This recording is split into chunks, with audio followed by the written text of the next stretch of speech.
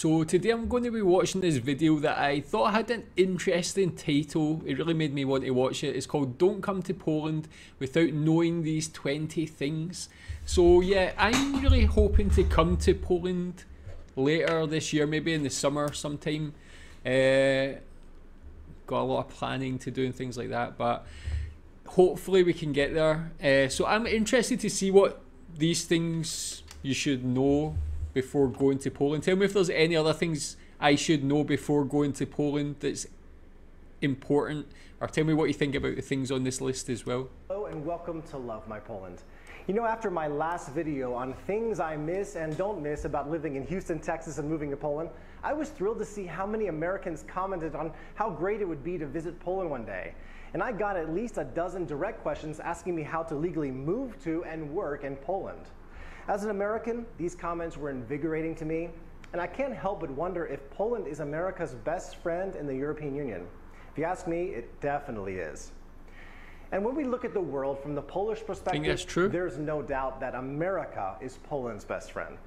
With that being said, with all my years' experience living here, there are so many things I wish I had known earlier that would have been kind of helpful to me to acclimate to the culture here faster. I wish I had had the chance to sit down with a person like myself who'd be able to kind of give me a crash course on some of the issues that would have saved me from looking ignorant, foolish, or misinformed. So in today's episode, I am going to share part one of my checklist of 20 aspects that, in my humble opinion, are must-knows before traveling or moving to Poland. Let's do part one right now. The first 10 are coming up. Off we go.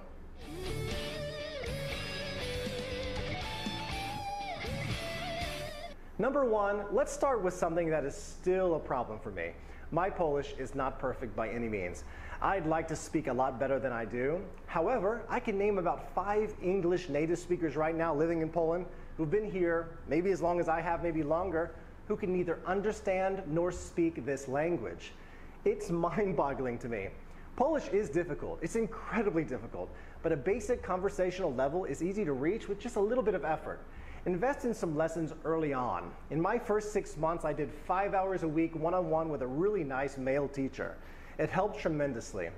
After that, I traded English and Polish lessons. I took a 1 hour time slot. I gave 30 minutes to my Polish student.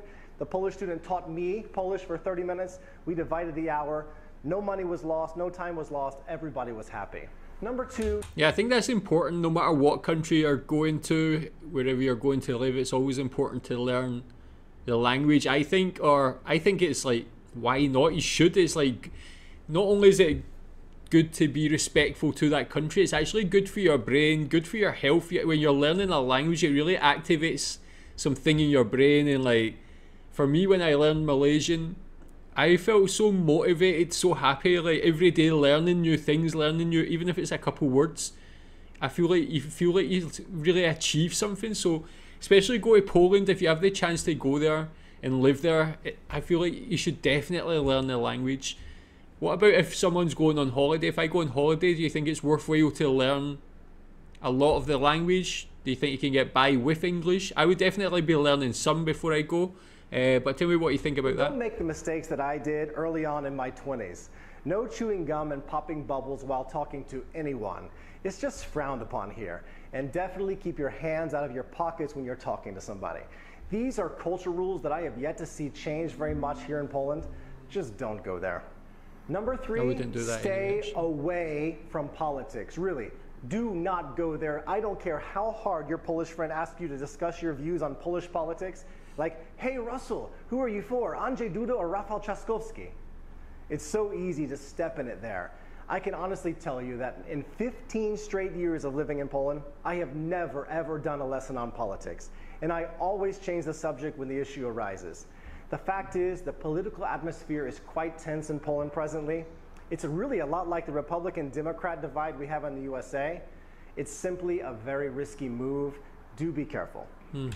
Do you agree with that? What if, like, a foreigner wanted to talk to you about politics? Would you entertain it? Would you advise them not to? I live in Malaysia, and if you think Polish politics is volatile, here it's just mental, man. Just so much stuff going on. I keep away from it just because it is like this. It is quite dangerous to talk about it sometimes. You don't want to like offend people based on their views and things. So yeah, I keep away from it. I like to talk about British politics, things like that. But yeah, I guess you got to respect the country you're in. Number 4, if you're a dude, get a wallet with a coin pouch. Unless you're planning to pay for everything by credit card or phone application, you will need cash, and you will inevitably be asked to help the cashier out very often by producing change. If you are a cash and coin person like me, this will make your life a lot easier. If you can't find a wallet with a pouch in the States, no worries, you can pick one up, a good one, right here in Poland. Most of them have it when you arrive. Number 5, never under any circumstance try to ride public transportation without a ticket. I have to warn you about inspectors that Poles refer to as kanare.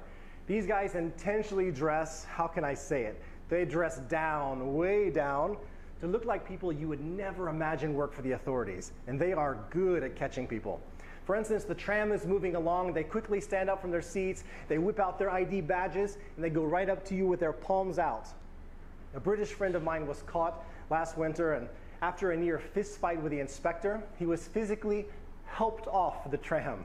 The police were called and he had to pay a really hefty fine. You just always pay for your ticket anyway, why would you not? How to get a ticket is easy. The tickets are relatively cheap. You can buy tickets in kiosks everywhere and numerous small shops throughout the city, or you can use a variety of phone apps like MPay. I'll put a link in the description about MPay. Yeah, so there's like so many different ways to pay. I mean, even if there wasn't, it's just general respect to pay to go on transport, I think. So I feel like that's quite, I don't know, man. You should just always be respectful in that way, I think. From the USA, you can rent a car and you can drive that car on your American driver's license legally, as long as you also have an international driver's license. You cannot drive without the international license. The easiest way to get such a license is from AAA, and I think they cost between 20 to 30 bucks. I had to learn that lesson the hard way and the expensive way. You can find out more information on the Krakow Consulate website or the Warsaw Embassy website. I will put information in my description about that so you can click on it. Number 7, and while driving, beware, beware, beware of pedestrians on pedestrian crossings. Slow down and look 3 times. Over my years here, I've witnessed the law get tougher and tougher on drivers who don't stop for pedestrians. The moment you see a pedestrian even getting close to that crossing, you must slow down and stop. Again, that's something that I feel like everybody should do anyway. The pedestrian fully clears the crosswalk before proceeding. The police here do not mess around. I've seen them set up kind of a sting operation to catch drivers, and the fines are steep. Practically every Polish city is a walking city, and with 3 kids of my own, I couldn't be more in favor of this law. Please do be careful. Number 8, this one might sound a little funny, but I've got to admit it. I did not know, I was not aware that Russia physically borders Poland on my first trip over here. There's a little piece of land sitting right above the northeastern part of Poland called Kaliningrad. I guess I missed that detail in my world history classes in school. Oh, how my Polish friends were disappointed in my American ignorance. I would also recommend knowing the other bordering countries around Poland, and there are 7 of them in total: Germany, Czechia or Czech Republic, Slovakia, Ukraine, Belarus, Lithuania, and of course, Russia. Number 9, while we're on geography, one of the fastest ways to rub a Pole the wrong way is to tell them that their country lies in Eastern Europe. I did that early on and I got the chilly death stare. While they were in fact on the eastern side of the Iron Curtain during communism, Poland is very much a country in Central Europe. Say Central Europe, please. Number 10, do not ever say that Poland was part of the USSR. Never. I cannot tell you how many times I've heard people from all over the world kind of assume that Poland was a Russian territory following World War II. It wasn't. Latvia, Lithuania, Estonia, Ukraine, Belarus, yes. Poland was not. They were heavily influenced by Russia. Russia was doing their thing here, but they were never part of the USSR. Don't do it.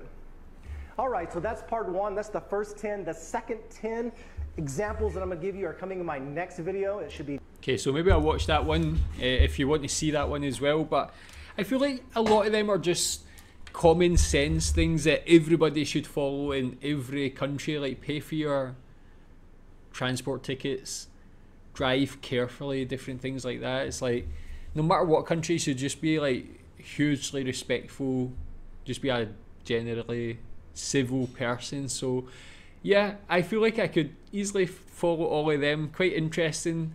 Tell me what you think about those things as well. Is there anything else you think people should know about before they go to Poland? Anything you think they should not do, they should do? Tell me in the comments. Thanks.